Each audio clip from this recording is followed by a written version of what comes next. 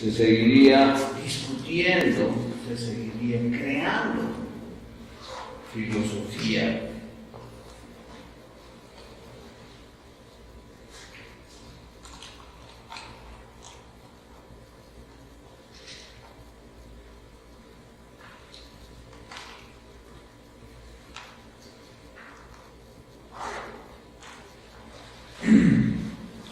Y en ese sentido,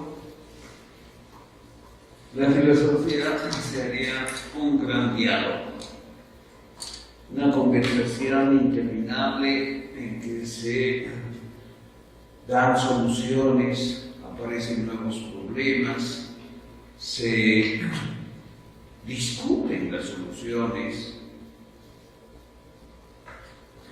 pero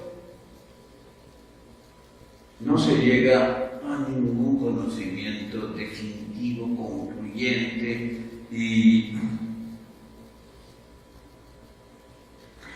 que suponga que lo anterior o las teorías diferentes sean falsas.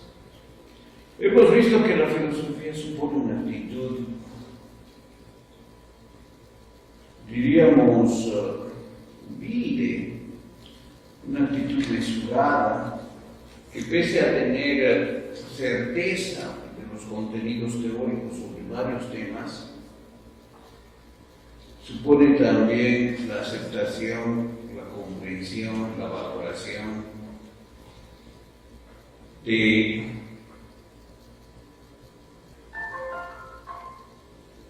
otras teorías, otras posiciones, otras visiones, otras filosofías.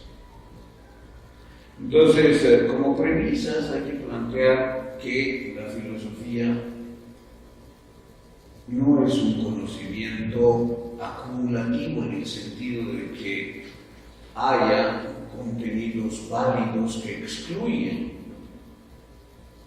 teorías anteriores o diferentes. Al contrario, es un conjunto de teorías diversas, opuestas en varios aspectos y que suponen un trabajo inacabado e inacabable. Es decir, no pensar que alguien ya descubrió las verdades últimas, las verdades filosóficas y todo lo demás está errado, es una actitud dogmática, antifilosófica. Es una actitud además reduccionista de la diversidad de pensamiento y de ideas. Hay otras opiniones de historiadores de la filosofía, teóricos de la filosofía, es decir, que razonan los temas filosóficos en general, que piensan que la filosofía en gran medida es metafísica.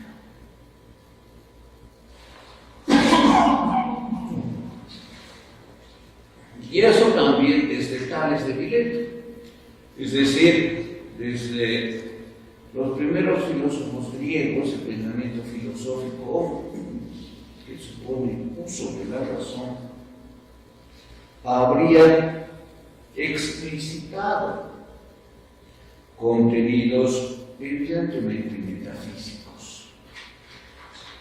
Acá tenemos la división de Aristóteles de la filosofía, que la divide en conocimiento teórico, práctico y poético. Y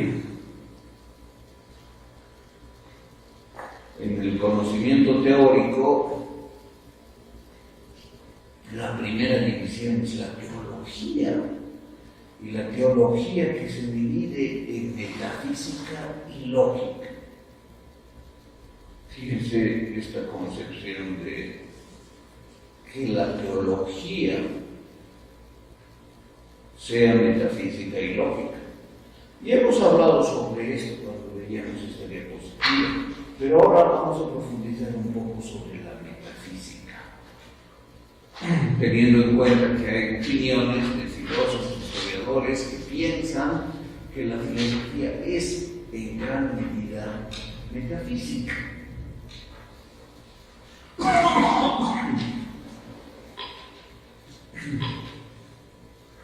En la división de Hesse, la metafísica ocupa el primer lugar de la teoría de la realidad, pero esto también ya lo hemos visto. Acá vamos a considerar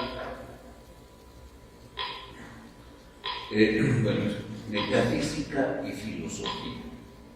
Ese es el tema que vamos a desarrollar ahora y que ustedes lo tienen en las diapositivas que están en el disco. ¿Qué es la metafísica? ¿De dónde surge esta palabra? ¿Alguien sabe? ¿Sí? En realidad es un nombre que me ha dado a un libro de escritores de un compilado de libros de Aristóteles, que es la física, que es después de la vida. Muy bien, Andrea. Fue Andrónico de Rodas, ¿no? Un estudioso de Aristóteles que compiló sus obras. Los primeros siglos de nuestra era se desarrolló esta valoración de Aristóteles, y este estudioso, que es Andrónico de Rodas, juntó un conjunto grande de libros de Aristóteles y los ordenó. Y había varios que trataban temas que no pudo ponerles un nombre. Es decir, no puedo ponerles el nombre como de órgano, por ejemplo, que significa lógica o instrumento. No encontró un nombre para ubicar estos libros en la obra completa de Aristóteles que él pudo reunir y que los puso después de los libros de física. Aristóteles escribió varios libros de física, ¿no? Y claro, los reunió Andrónico de Rodas, este estudioso de Aristóteles, con el nombre también de física,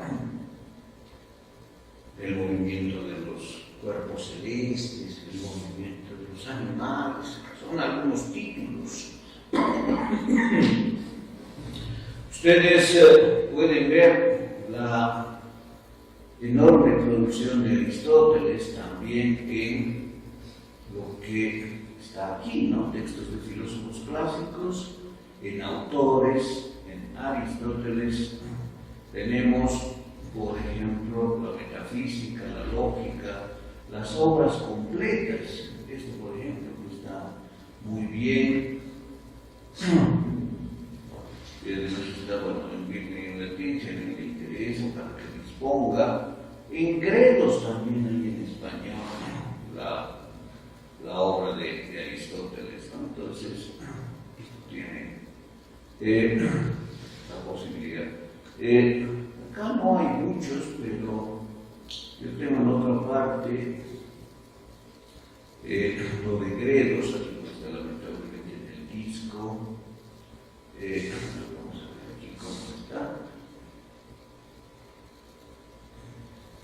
No, parece que no. Aquí tampoco.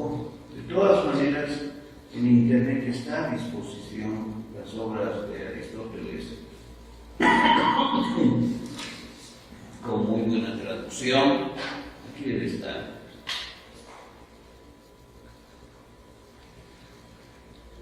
Y si a alguien le interesa, puede copiarle esto, que en el disco creo que ya no entraba y por alguna razón solo elegí algunos.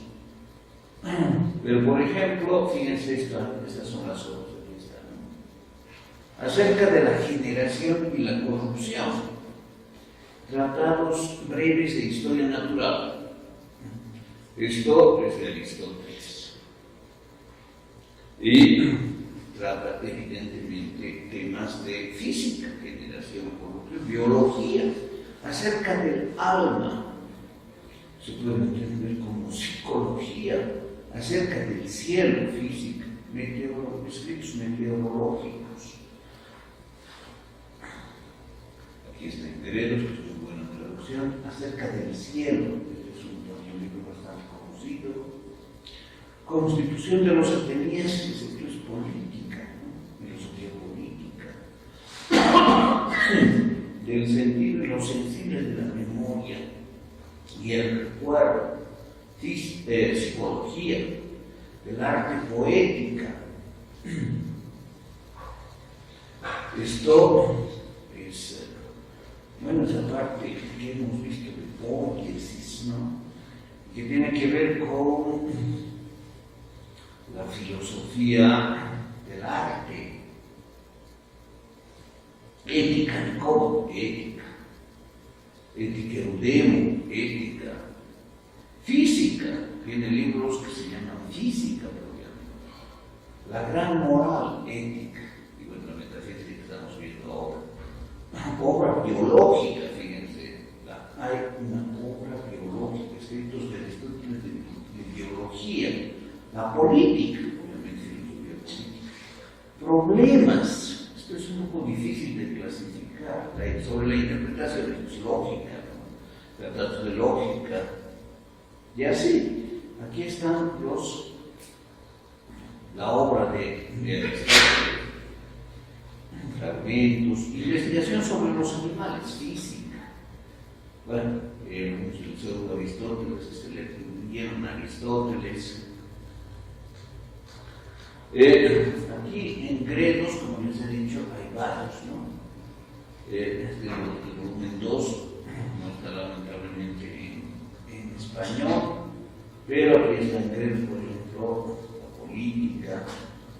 Creo que hay unas obras completas, unas obras escogidas, y eso, bueno, no he podido conseguir por internet, por eso no está aquí, pero he visto alguna vez, ¿no? Hay alguna dificultad para bajar esas obras.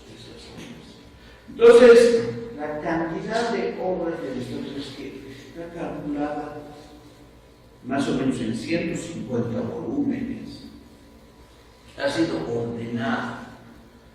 Y cuando Andrónico de Rodas se encontró con algunos libros que tratan de distintos temas que era difícil de clasificar, los puso aparte. Y casualmente, no porque haya un interés de contenido, los puso detrás de los libros de física. Esto es lo que significa la frase ta metata física ta biblia, que significa los libros después de los libros de física. Y de ahí surgió la palabra metafísica. Es decir, los libros después de física, detrás de los de física, solo por su ubicación, diríamos, palpable. Y esa ubicación palpable dio lugar a la palabra metafísica. Esta casualidad también generó el sentido de la metafísica por el contenido de los libros de Aristóteles. Libros que hablan del ser, puede ser entendido también como Dios, según Aristóteles. No se olviden que la metafísica y la lógica son parte de la teología, según él mismo. Entonces, ¿quién trata la metafísica? Al margen que esos libros hayan sido puestos detrás de los libros de física de Aristóteles. Temas profundos, temas especulativos, temas eminentemente filosóficos como el ser, por ejemplo. Hegel, en el siglo XIX, señaló como temas de la metafísica, por ejemplo, el ser, la nada y el devenir. Esos son los temas señalados por Hegel. Y evidentemente el tema del ser ha sido un tema recurrente en la metafísica y la filosofía. Pero, bueno, esos son tres temas, ¿no? Para que sustantivos, porque además él los entiende dialécticamente, es decir, del ser surge la nada y de la contradicción entre el ser y la nada surge el devenir. Entonces, su propia concepción filosófica, la de Hegel, él nació en 1770, murió en 1830, los primeros años del siglo XIX, Hegel entiende que el problema filosófico fundamental es la dialéctica entre el ser, la nada y el devenir. Y eso supone la inmovilidad y el movimiento, la afirmación y la superación, la tesis y la síntesis mediada por la antítesis. Pero estos son tres problemas para él.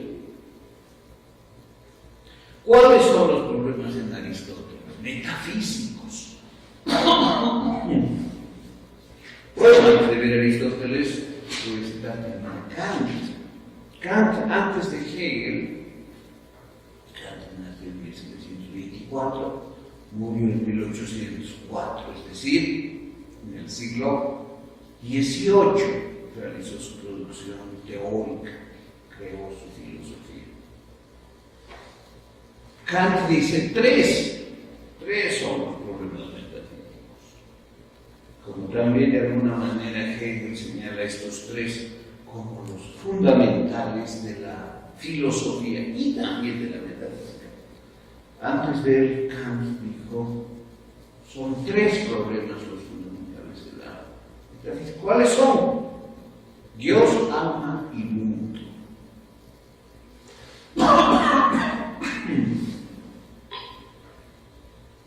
Dios, alma y mundo. Y dijo además que la metafísica es imposible como ciencia.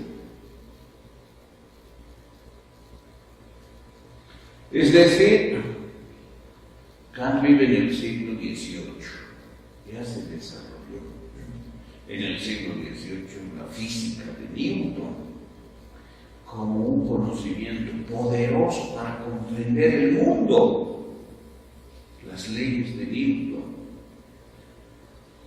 la concepción de la fuerza de la gravedad y la comprensión del movimiento desde el punto de vista físico. Entonces, la ciencia física, claro que es universal, claro que es verdadera, claro que es necesaria y excluyente. Es decir,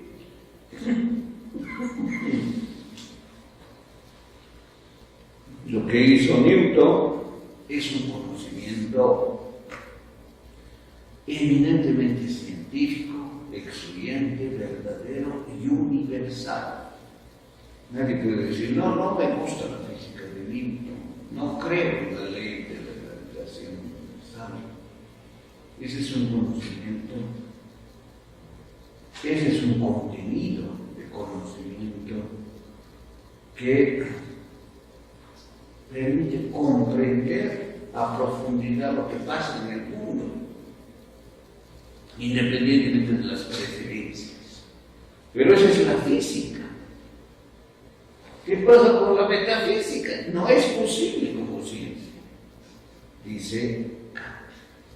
Hegel, después de él, creyó que tanto la metafísica como la filosofía, y claro, él hablaba de la suya, de la metafísica hegeliana, era la verdad absoluta, por lo tanto equiparable a la ciencia. Entonces, para Hegel la metafísica era un conocimiento universal, necesario, verdadero. ¿Y cuál era ese conocimiento? El que él decía. En cambio, antes de él, Kant dijo: la metafísica no es posible como ciencia. Fíjense, una diferencia muy importante entre ambos. Y claro, ¿por qué para Kant la metafísica no es posible como ciencia? Porque sobre estos temas, estos tres que aparecen aquí, Dios, alma y mundo, según Kant, hay una cantidad diversa de posiciones contrarias que pueden ser todas verdaderas.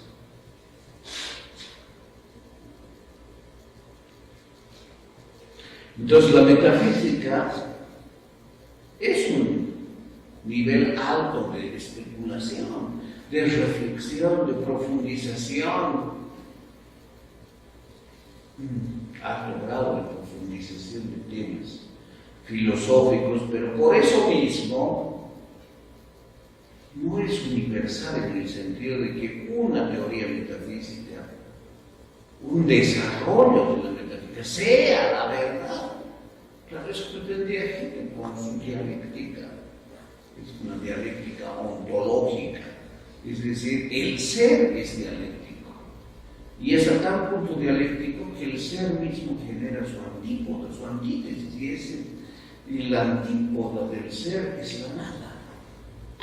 Entonces, la nada es la antípoda, la antítesis del ser, y de ahí surge el devenir. Entonces, eso para Hegel es la verdad universal, necesaria, incontrovertible y profunda de la realidad. En cambio, para Kant, antes de Hegel, la metafísica no es posible como ciencia. Y como algunos filósofos dicen, por ejemplo, el alma es un elemento sustancial. Hay otros que dicen el alma no es un elemento sustancial. Y los primeros tienen argumentos y los segundos también. ¿Quién tiene la razón? Nunca se va a saber. Eso piensa Kant. Se puede argumentar. Unos dicen que es así, otros dicen lo contrario. Y cada uno argumenta y no se niega.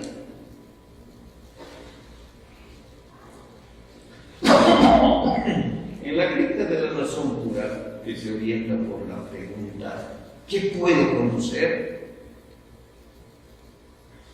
Kant responde, él mismo se responde: puedo conocer lo que veo claro.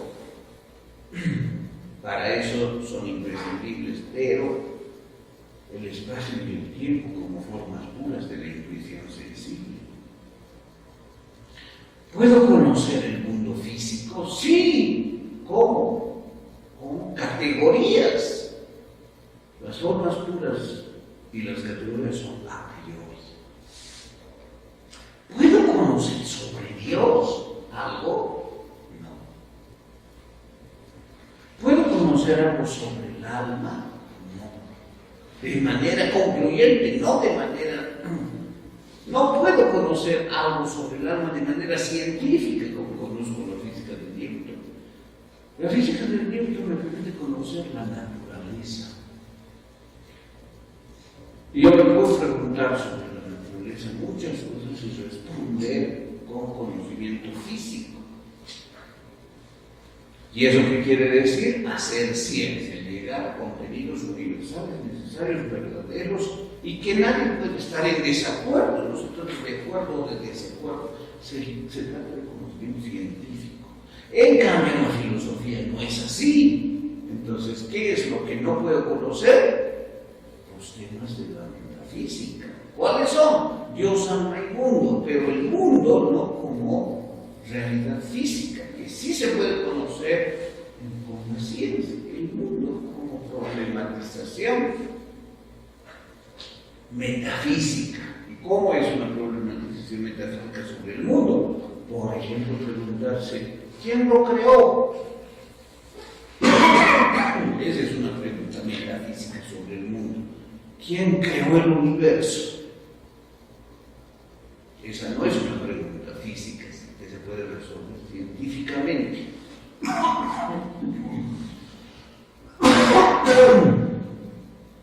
Entonces, cuando se hacen preguntas especulativas, metafísicas, no se puede llegar a ningún conocimiento concluyente.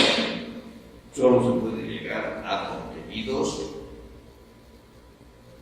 teóricos especulativos. ¿Qué quiere decir eso?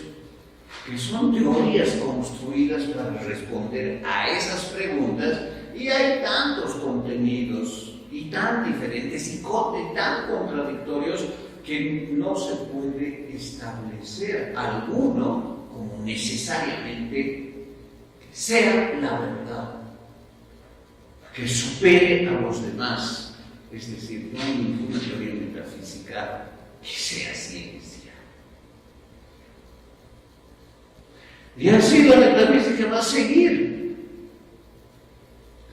por decir así, devaluando los hechos de los filósofos para construir más y más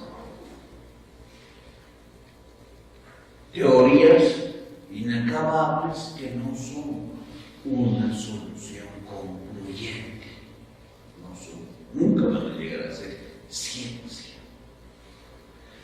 Es más, en la crítica de la razón pura, Kant señala que eso que hacen los filósofos, la metafísica, es en realidad un abuso de la estructura del conocimiento. ¿Por qué un abuso?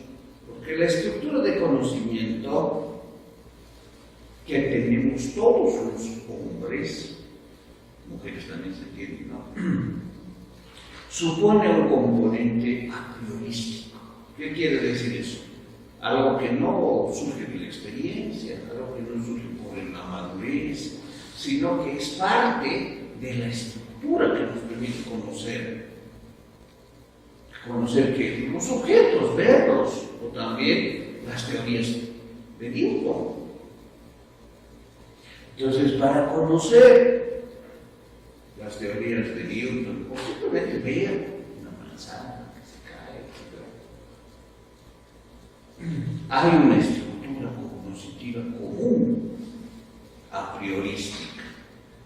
Y para que se desarrolle el conocimiento en el nivel del entendimiento, que es un nivel de conocimiento, se necesitan unas categorías.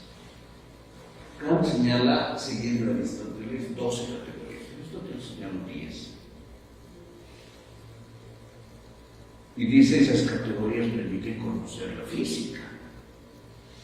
Pero a veces los filósofos usan esas categorías no para entender el mundo natural, el mundo físico, sino para querer entender el mundo metafísico. Entonces se usa, por ejemplo, la categoría de causalidad, no para entender, por ejemplo, por qué hay una erupción volcánica. Claro, se puede explicar una erupción volcánica científicamente usando la categoría de la causalidad, porque yo puedo decir, puedo desarrollar teorías con base empírica. Hay un magma en el centro de la Tierra que es una sustancia a muy alta temperatura que busca expandirse. En algunas circunstancias, algunos canales son los que generan la vía para que haya una explicación. Entonces, ellos es utilizar la categoría de causalidad para comprender, para entender, entendimiento, entender un fenómeno natural. Está muy bien, eso es perfecto y llegamos a conocimiento científico verdadero. Pero los filósofos usan la categoría de la causalidad, por ejemplo, no para entender el mundo natural, sino para trasladar esa categoría a sus especulaciones metafísicas. Por ejemplo, preguntarse, ¿y de dónde surgió el motor móvil? O dicho de otra forma, Dios es increador y es el creador de todo el mundo. Claro, se establece en causal, ¿no? Motor inmóvil, causa incausada, de donde todo se genera. Esa es la concepción metafísica de Aristóteles. Entonces, fíjense, para Kant hay un abuso de las categorías del entendimiento, que según él son 12, aplicadas a problemas en los que las respuestas, nunca van a ser del todo satisfactorias y menos universales. Entonces, así explica Kant cómo se produce la metafísica, por un uso abusivo y arbitrario de las categorías del entendimiento aplicadas a temas planteados con contenido especulativo, es decir, con contenido metafísico. Por ejemplo, preguntarse quién creó el mundo. Eso nunca va a ser un científico, un físico, quien creó el mundo. Y si lo hace, se da cuenta que está haciendo una pregunta no física. Y por lo tanto, su respuesta será una idea personal que él tenga, pero eso no va a tratar de que sea un conocimiento universal, necesario y verdadero. Entonces, para Kant, fíjense, hay algunos problemas, estos 3 problemas, que nunca van a ser resueltos de manera científica. Bueno, volveremos un poco a los libros detrás de los libros de física, los libros llamados metafísicos, de Aristóteles, ordenados por Andrónico de Rodas. ¿Qué temas tratan?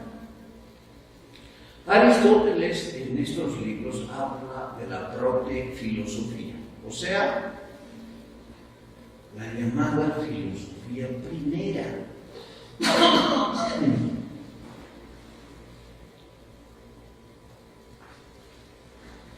¿Cuál es la filosofía primera? Lo que primero habría que pensar, dice Aristóteles, lo que primero habría que reflexionar, lo que primero hay que profundizar para establecer una estructura de comprensión del mundo. El mundo en su sentido más, diríamos, globalizador, total. Por ejemplo, el tema de las sustancias. Esta palabra tiene origen más latino, ¿no? Substare quiere decir lo que está debajo. Pero la concepción de Aristóteles es esa, sustancia y accidente. ¿Qué es sustancia? Lo que está debajo. ¿Qué es el accidente? Lo que está encima, por decir así. Y claro, estos son los temas metafísicos para él, de la filosofía primera. ¿Qué es la sustancia? ¿Qué es el accidente? Vamos a ver, ¿no? ¿Qué es la materia? ¿Qué es la forma? Otro tema metafísico para Aristóteles. ¿Qué es el cambio? El gran problema de la filosofía presocrática es precisamente el cambio. Y es por eso que hay 2 filósofos presocráticos que son el ejemplo extremo de 2 concepciones distintas. El cambio es el mundo. Todo fluye, anta rey. ¿Quién dijo eso? Heráclito. En cambio, el que dijo, el ser es uno, eterno, único, inmutable, inmóvil. ¿Quién dijo eso? Parménides, muy bien. Entonces, Parménides y Heráclito son los filósofos que representan dos antípodas de la metafísica presocrática. Y Aristóteles lo que busca es una solución que explique si hay un movimiento o no hay movimiento. Porque claro, para Parménides y su escuela, la escuela de Lea, ustedes conocen, por ejemplo, las aporías de Zenón de Lea, Aquiles y la tortuga, el arquero y la flecha. ¿Conocen, verdad? Están llevando griega, ¿no? ¿Quién está llevando griega? Tú, muy bien, con Berenguer, ¿no? Ya se fue. Nunca pasó. No han pasado cuatro clases, 2 semanas. Qué pena. Y anteriormente no hemos pasado clases de griego. Y ahora recién hemos pasado una clase con la perspectiva de los que han dado recién. ¿Con quién? Carla. ¿Así? Sí, no tenemos mucho. Bueno, espero que vean estos temas. Aristóteles, por ejemplo, están viendo Aristóteles, están viendo. Ahora estamos llevando. En griega 2 nos da Aristóteles. Hay griega 2, ¿no? Bueno, para leer eso. Aristóteles, digo, en griega 2. Entonces, ¿qué hace Aristóteles? Lo que busca es dar una explicación que permita entender el cambio aparente. ¿Qué significa el cambio aparente? Lo que se plantea, por ejemplo, Zenón de Lea o Parménides. ¿Qué dicen Parménides y Zenón? Meliso, también, no son los de la escuela de Lea, Meliso, Zenón y Parménides. La escuela de la inmovilidad. Lo que vemos es apariencia. Y claro, para desarrollar eso, tienen toda una teoría muy bien elaborada. El poema Pericistios de Parménides es muy profundo sobre el mundo, se llama. ¿Y qué dice? Lo que es no puede dejar de ser.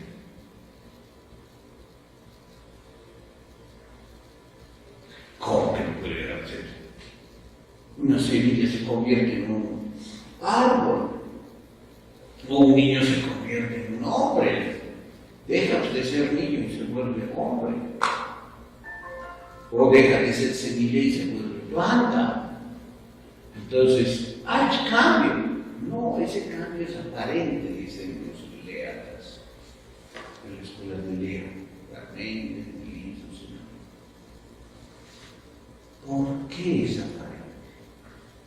Zenón de Lea crea las paradojas de Aquiles y la tortuga. ¿Han visto eso en griega?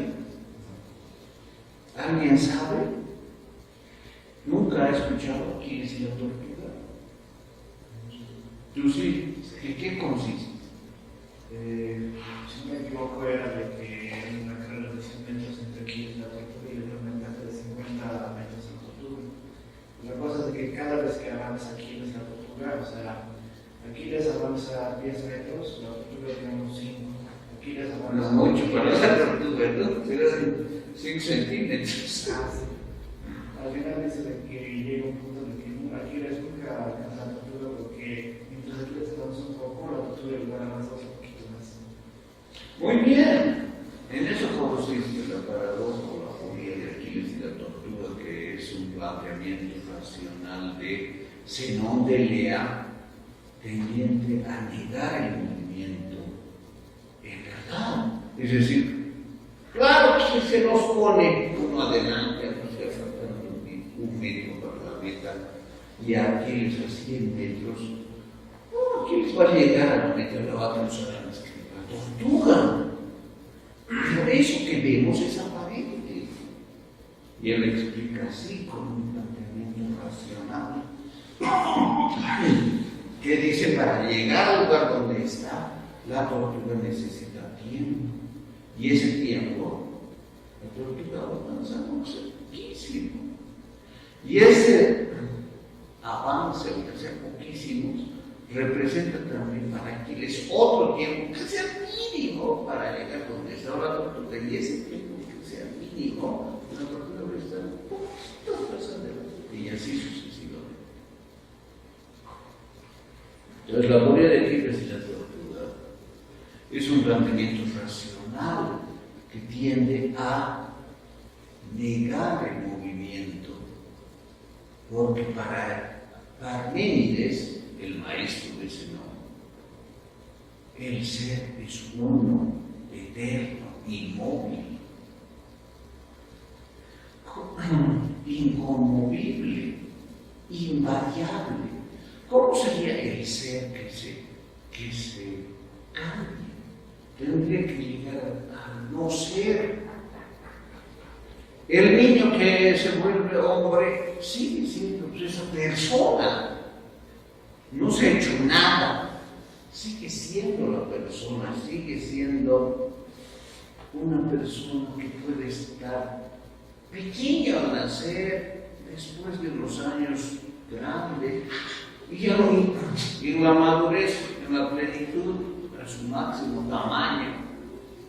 Pero todo eso es apariencia, sigue siendo una persona, hombre en el sentido general, una persona, un ser humano, no se vuelve nada, porque que el ser se vuelva nada es irracional para los parmenidios, para los de la escuela de Lea.